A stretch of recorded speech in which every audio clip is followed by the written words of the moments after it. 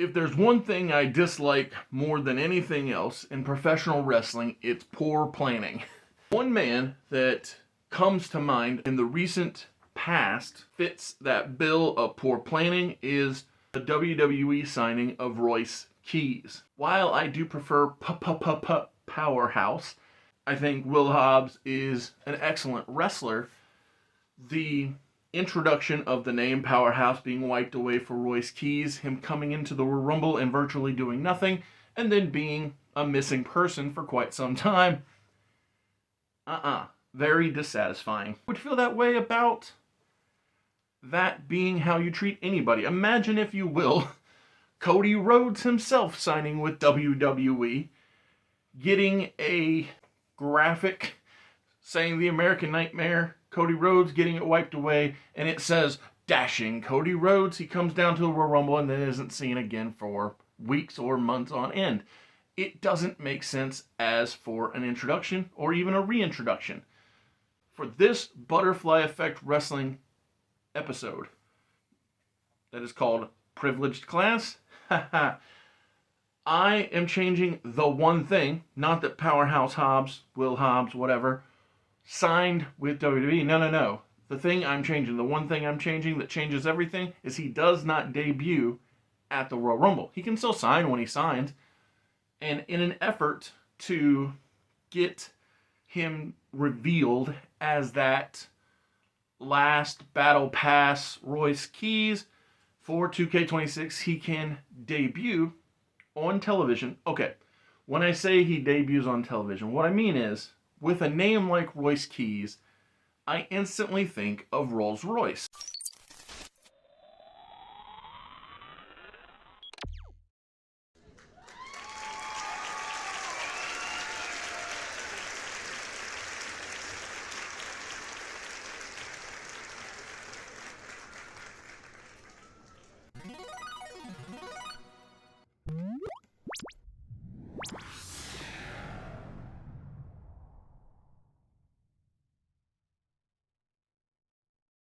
When I think of Rolls Royce, I think of fancy cars. When I think of fancy cars, so this is a 7 degrees from Kevin Bacon type thing, but the name Royce Keys makes me think of Rolls Royce. Rolls Royce makes me think of fancy cars.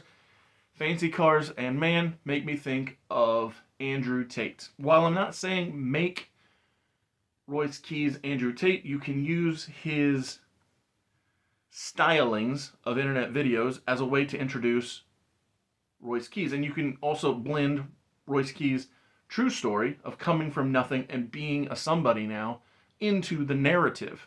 The reason I say blend that, his real life, into the narrative of being wealthy and having a Rolls Royce and, dressing nice, is the character I would introduce that is Royce Keys, played by Will Hobbs. He would basically debut scouting talent. Or by scouting, I mean he would be seen on the shows watching the performers. Performers such as All Ego Ethan Page in NXT. Performers such as Penta on Raw. Wrestlers like Jade Cargill on SmackDown. He would also be seen scouting Ricky Saints on NXT. And the funny thing is, if you know what I'm doing, if you understand who the privileged class is, then it all makes sense. But if you don't know what's happening, it doesn't hurt the narrative, because Royce Keys is also seen scouting CM Punk on Raw, and he watches the Motor City Machine Guns wrestle Fraxium on SmackDown, because in that particular match, it would have been 3/4 of the folks had wrestled in AEW. A-Kid, Axiom is the only one who hadn't. But the Royce Keys character, like I said, with him being presented in a very Andrew Tate way. Arrogant, flashy, but, like I said, having the backstory of coming from nothing and being on top. The thing about it is it shows that he is a thinking man's wrestler. That's why he's seen observing, not getting physical yet. And this would all happen, I'm going to say, probably the NXT after Elimination Chamber, because Danhausen debuted at Elimination Chamber, was announced the following week as being a part of Battle Pass 3 for 2K26. So if you introduce Royce Keys, now you could also have the vignettes that show his introduction be playing, let's say, the SmackDown or NXT before Elimination Chamber, but he doesn't physically start showing up to do the scouting. And you can have both of them intermixed, the vignettes and the scouting of the talents. Like I said, he's checking out people that formerly were with All Elite Wrestling, such as Shawn Spears and the like. But nobody actually on commentary, not Booker or Cole or Corey, nobody goes out of their way to put two and two together, the idea that he's only looking at ex-AEW talent, because even folks like Javon Evans and I think Fallon Henley, maybe, somebody like that, Thea Hale, I know she was, but all of these wrestlers had previously been on at least an AEW product, whether it be Dark, Elevation, Collision, Rampage, or Dynamite. So Royce Keys does all of the scouting. Like I said, you can even start intermixing, kind of like what they did with the Invasion, where Shane McMahon was seen talking to talents and trying to recruit them back when he had WCW and wanted to get, let's say, the Hardy Boys to be on his side. This all is a way to accentuate his both physical presence, his intellect, his backstory, the who he is of it all. And then he wouldn't actually get physical until WrestleMania in Las Vegas on night one, when in this telling of the timeline, Cody will have defeated Drew for the world title on SmackDown. Randy will have won the Elimination Chamber, both like in real life. And this is being recorded before we are at WrestleMania. This is the first Butterfly Effect wrestling, which actually affects the future. So I'm not precisely sure what is happening in the world title picture, but I guarantee you it's not this, or if it is, hey, I'll be pleased, because I'm always for wrestling companies doing good ideas, and that's what I consider this to be. So Royce Keys does not get physical until the night one main event at WrestleMania, when Cody Rhodes is defending the Undisputed Championship against Randy Orton and Drew McIntyre, because Drew McIntyre was the champion, or the most recent champion, and so even though he doesn't win the Rumble or the Chamber, he gets a rematch and gets inserted into a triple threat in the main event of night one of WrestleMania. This triple threat is a way so that Ethan Page, All Ego Ethan Page, and Absolute Ricky Saints can interfere in the main event of night one's WrestleMania, but they both fall short. Let's say All Ego eats an RKO and Ricky Saints eats a Claymore. This is at this moment is when Randy and Drew are suspicious of Cody. They don't know he's involved, but they are uncertain. But when Royce Keys gets physical for the first time and takes out Randy Orton in this moment, and at that same time, Drew gets hit with a disaster kick by Cody. Cody retains, and Saints, Page, Keys, and Cody are all leaving WrestleMania Night 1 with the Undisputed title. I'll say at the conclusion of WrestleMania, Jade Cargill also retains her Women's Championship. Thank you for being here at Mr. Super Oz. This video is going out, and this channel only exists because I, Oz, founded Gamble Comics, which first release was Everlasting Survivors, a 68-page graphic novel called All Day Long. Available now. Follow the link in the description that will take you to gamblecomics.com. While there, you can get hats, shirts, posters, much, much more, but most importantly, the story itself. So on the following SmackDown, Jade is out to celebrate in her glorious presence, but gets interrupted by Royce Keys, who basically stops her from her celebration because he wants to invite her into the fold of what he has orchestrated to happen. She agrees and leaves.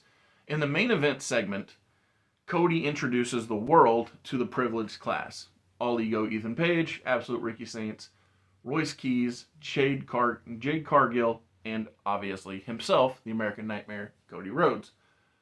This introduction to the world, obviously, Cody is now a fresh bad guy, and without saying that they are elite, they are the elite of SmackDown.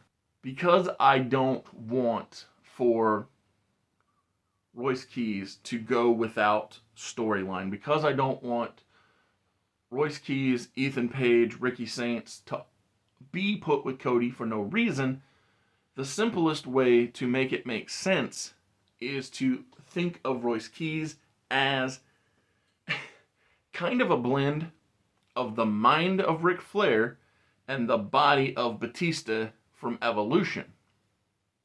And so with that, he is both a intellectual confidant of Cody's and a powerful force that Cody can rely on. From post WrestleMania, let's just say conceptually Backlash, from Backlash to SummerSlam, for the sake of argument, maybe a little before SummerSlam. SummerSlam is fine. Let's say from Backlash to SummerSlam, Cody overcomes Drew and Randy, so that's a couple of months. Let's say that there's another one in the middle of here's how we'll do it. So, post WrestleMania, Cody has a second triple threat match, this time inside Hell in a Cell. So Drew, Orton, Cody inside the cell to keep out the privileged class. But because Randy and Drew are both at odds as well, Cody inevitably sneaks out a victory. Then the following month he can wrestle whomever he didn't pin. Let's just say for the sake of argument, he wrestles Orton. The next month and the month after that, Cody wrestles Drew. Then the following month, let's say we're at SummerSlam for the sake of argument, Cody was so nefarious in his match with Orton that Orton gets a stipulation match. We'll say that he doesn't want to see Cody run, so they have a strap match, and in the strap match, it's no disqualification, so the privileged class get involved. But at this point, when the privileged class get involved, that's when Birthright make their main event, their main roster debut. Lexis King, Charlie Dempsey, David Finlay's son, and even Ariana Grace, the daughter of Santino Marella, they all come to help hold off the privileged class. So now we are building toward Survivor Series, and the War Games match will be the privileged class versus Birthright, because obviously Randy Orton makes more sense than Stacks as a member of Birthright, and he'd actually be the leader of the group. The beauty of doing this War Games feud is it elongates Cody's reign. We work toward the end of the year. So let's say it's a Saturday night's main event and not a pay-per-view. Conceptually, Cody will defend against,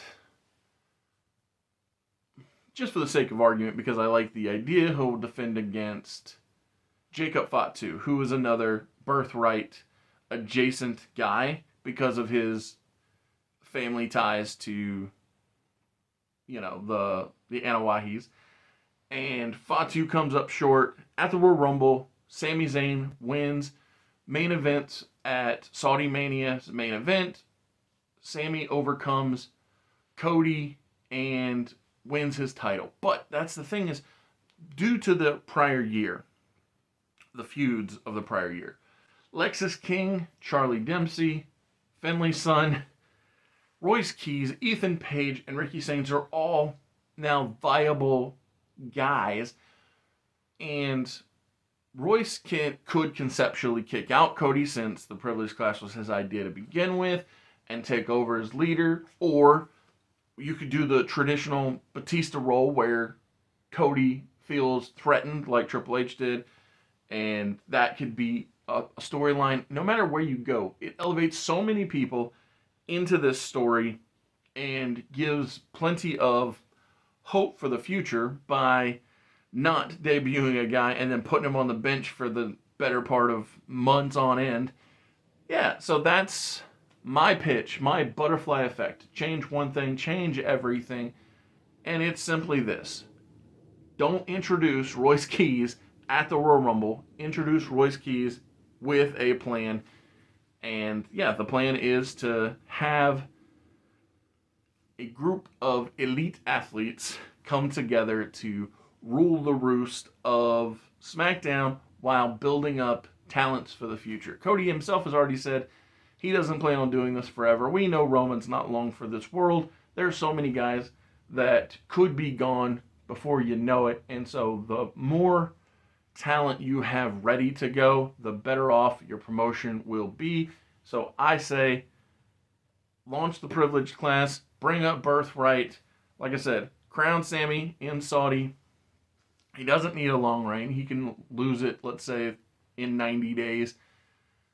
Yeah, it's a better way of introducing Royce Keys to the WWE.